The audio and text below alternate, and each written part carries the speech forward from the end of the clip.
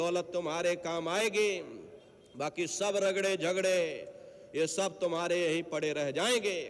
सुई की एक नोक भी तुम्हारे साथ में जाने वाली नहीं है।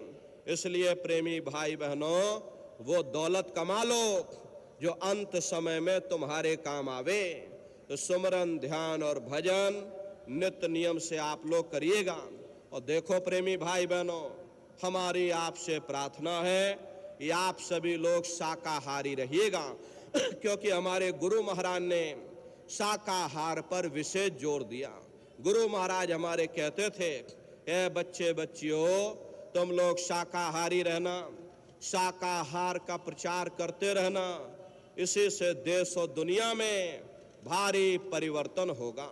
प्रेमी भाई बहनों, परिवर्तन कोई कानून बनाने से नहीं होगा, परिवर्तन कोई फांसी देने से नहीं होगा, परिवर्तन कोई आंदोलन, तोड़फोड़, हड़ताल करने से नहीं होगा।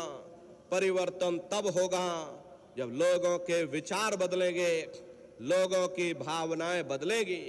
और विचार जब बदलेंगे जब लोगों का खान पान शुद्ध होगा।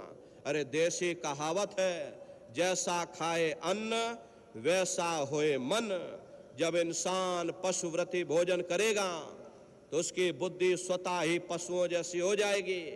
फिर जो शराब के नशे में माँ बहन बेटी की पहचान खत्म हो जाए, उस शराब को पी करके यह कैसे पता चलेगा कि क्या अच्छा और क्या बुरा है। यही कारण है कि आज घर समाज में ये दुनिया भर के अत्याचार और दुनिया भर के व्यभिचार फैले हुए। अरे हम लोग देखिए मंदिर बनवाते हैं, उन मंदिरों में नहा धो करके जाते, कहते भाई परमात्मा के रहने की जगह है, हमको नहा धो करके जाना चाहिए, फूल अगरबत्ती ले जाना चाहिए। कोई उन मंदिरों में कूड़ा कचड़ा नहीं डालता। अगर तुम कूड़ा कचड़ा डालोगे तो आपस में लाठियां चल जाएंगी। फिर ये जो हरि मंदिर है, ये पंच भौतिक शरीर जिसे महात्माओं ने हरि मंदिर कहा, इसमें तुम हाड़ मांस के लोथड़े डालते हो, इसमें तुम शराब के कतरे डालते हो, इसमें तुम मुर्गा मुर्गी काट करके डाल रहे, इसमें तुम मांस मछली काट करके डाल रहे। अपने बनाए हुए ईंट गारे के मंदिर की तुम कद्र करोगे और परमात्मा के बनाए हुए इस मानव मंदिर को तुमने जीते जी कब्रिस्तान बना दिया तो सख्त सजा मिलेगी। अरे महात्माओं ने लिखा है कि तिल भर मच्छी खाए के कोट गऊ दे दान, काशी करवट जा मरे और निश्चय नरक निदान।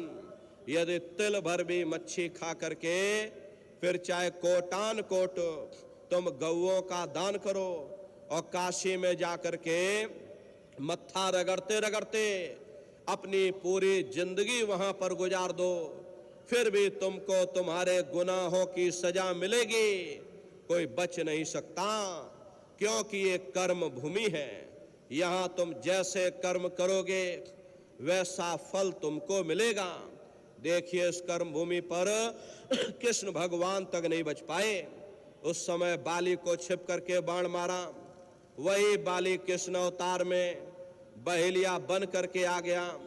कृष्ण भगवान के पैरों में पद्म चमकता था, हिरण की आंख समझ करके बहेलिये ने निशाना मार दिया। और जब पास में आकर के देखा कृष्ण भगवान थे, अफसोस करने लगे। लेकिन कृष्ण भगवान ने उसको समझाया कि भाई इसमें तुम्हारा कोई दोष नहीं, उस समय हमने तुमको मारा, आज तुमने हमको मार दिया, हमारा तुम्हारा अदला बदला पूरा हो गया। कर्म प्रधान विश्व रच राखा, जो जस करे सो तस फल चाखा। ये कर्मों का ऐसा देश है, यहाँ तुम जैसे बीज बोगे वैसी फसल काटोगे। इसलिए प्रेमी भाई बहनों, हमारी आपसे प्रार्थना है कि आप सभी लोग शाकाहारी रहिएगा। ये तरह तरह की बीमारियां जो आज के समय में फैल रही हैं, इसका मुख्य कारण एक ही है, लोगों का खान पान गंदा हो गया। अरे आप अपनी बुद्धि से विचार करिए, इंसानों के खून में जब जानवरों का खून मिल जाएगा, इंसानों के अंदर जब जानवरों के कीटाणु पहुंच जाएंगे तो न जानवरों की दवा काम में आएगी, न इंसानों की दवा काम में आएगी। तो परिणाम क्या होगा? ऐसी महामारियां फैलेगी। अभी कोरोना जैसी महामारी आई, पूरा विश्व तबाह हो गया, लोग अपने अपने घरों में कैद हो गए, कोई किसी से मिलने को तैयार नहीं। न जाने कितने घर परिवार उजड़ गए, न जाने कितनी लाशें बह गई, न जाने कितने बच्चे अनाथ हो गए, न जाने कितनी माताएं विधवा हो गई। लाखों लाख रुपया लेकर के लोग अस्पतालों के चक्कर काटते रह गए, एक ऑक्सीजन का सिलेंडर नसीब नहीं हुआ। अरे कारण क्या है?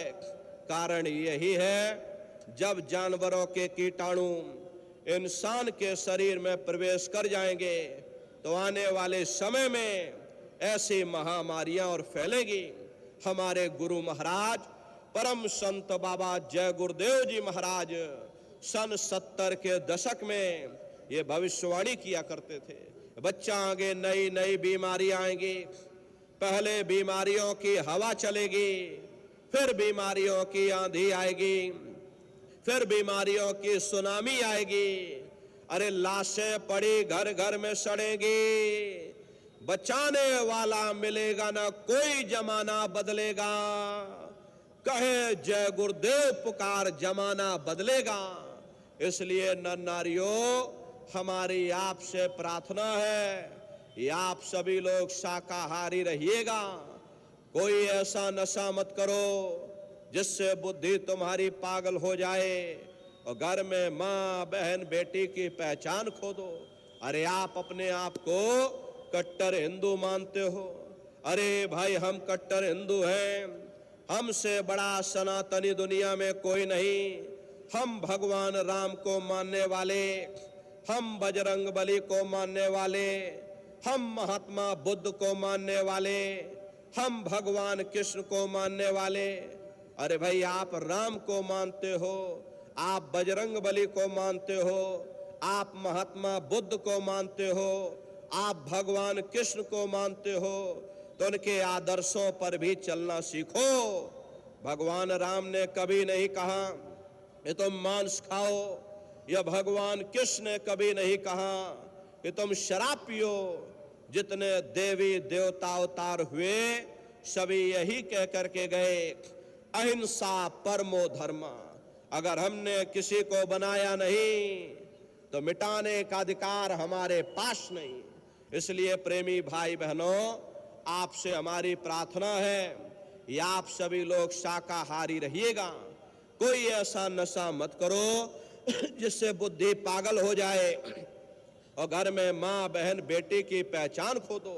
प्रेमी भाई बहनों, परिवर्तन होगा, लेकिन वैचारिक परिवर्तन होगा, विचारों से परिवर्तन होगा।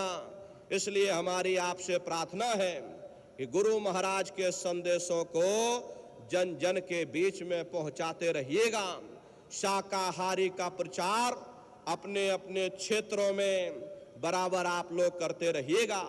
देखिए हमारे गुरु महाराज परम संत बाबा जय गुरुदेव जी महाराज ने एक अच्छे समाज के निर्माण के लिए, चरित्रोत्थान के लिए, लोगों को शाकाहारी और सदाचारी बनाने के लिए 116 वर्ष की आयु तक अथक मेहनत और परिश्रम किया। हमारे गुरु महाराज ने अपने गुरु की याद में, देखिए प्रेमी भाई बहनों, मथुरा दरबार में कितना विशाल मंदिर बनवाया। गुरु महाराज हमारे कहते थे कि बच्चा, इस मंदिर के मुंडेर से यदि कोई पंछी भी गुजर जाएगा तो उसे मानव योनि मिल जाएगी। ये महिमा गुरु महाराज गा करके गए।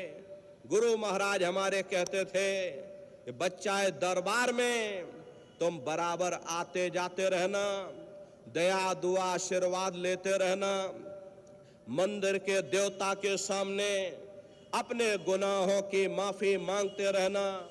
समय न मिले महीने में आ जाओ, महीने में समय न मिल पाए 6 महीने में आ जाना, 6 महीने में समय न मिल पाए साल भर में आ जाना, और जिसको साल भर भी समय न मिला तो महात्मा कबीर कह गए हैं, दरस बरस ना कर सके ताको लागे दोष, कहे कबीरता दास की और कभी न पावे मोक्ष।